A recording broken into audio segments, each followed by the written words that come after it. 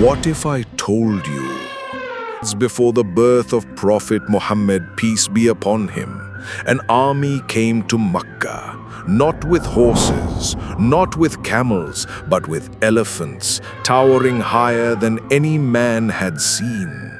An army whose mission was to destroy the house of Allah. But something happened on the way that no army on earth could ever prepare for. In the heart of Arabia stood the Kaaba, the most sacred place for the Arabs. Every year, tribes from across the desert gathered for Hajj, trade, and the famous Ukaz carnival.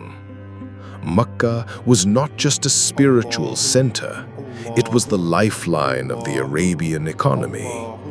Whoever controlled the Kaaba held respect and influence over all Arabia. Far to the south in Yemen, the land was under Abyssinian rule. Their governor was Abraha al-Ashram, the governor appointed by the Christian kingdom of Aksum in Abyssinia. A powerful man, proud of his Christian faith and loyal to the king of Abyssinia. When he heard about the Kaaba and how all Arabs traveled there, he felt a spark of jealousy. Why should people travel hundreds of miles to Makkah and not to his land? According to Ibn Ishaq and Ibn Kathir, Abraha built a magnificent cathedral in Sana'a called al-Kulais to draw the Arabs away from the Kaaba in Makkah. But his plan failed. The Arabs continued their pilgrimage to the Kaaba, the house built by Prophet Ibrahim alayhi salam.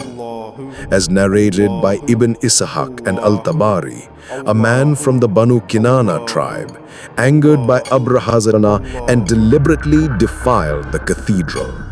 This insult ignited Abraha's fury and his desire to destroy the Kaaba. Ibn Hisham and al-Tabari narrate that Abraha gathered a mighty army, including the famous war elephant Mahmud, gifted from the king of Abyssinia. His soldiers came from Yemen, Abyssinia, and surrounding regions, a display of pride, arrogance, and military power marching toward the sacred city. News of Abraha's army shook Makkah. Ibn Ishaq records that Abdul Muttalib, the grandfather of Prophet Muhammad, peace be upon him, was the respected chief of Quraysh at that time.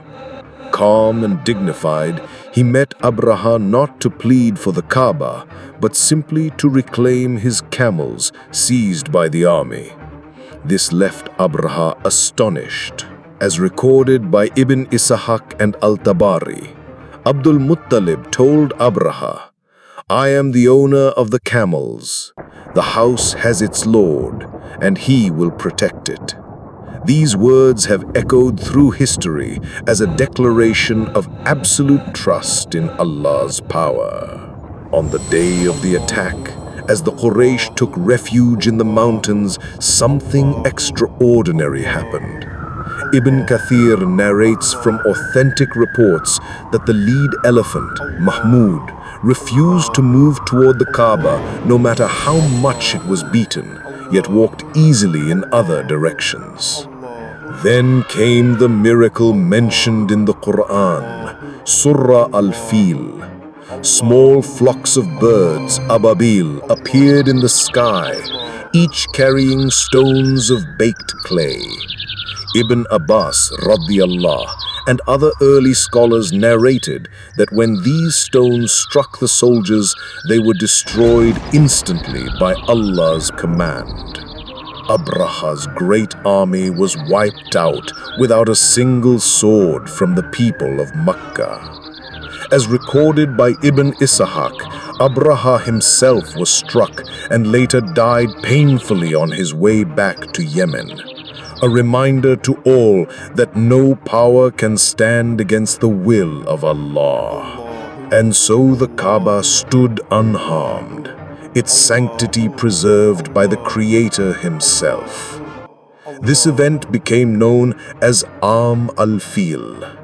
This was the year of the elephant, the same year the Prophet, peace be upon him, was born, a sign for all that Allah protects his house. If you want to hear more forgotten stories of Seerah with deep historical roots, like, subscribe, and join our next episode for Rabiul Awwal.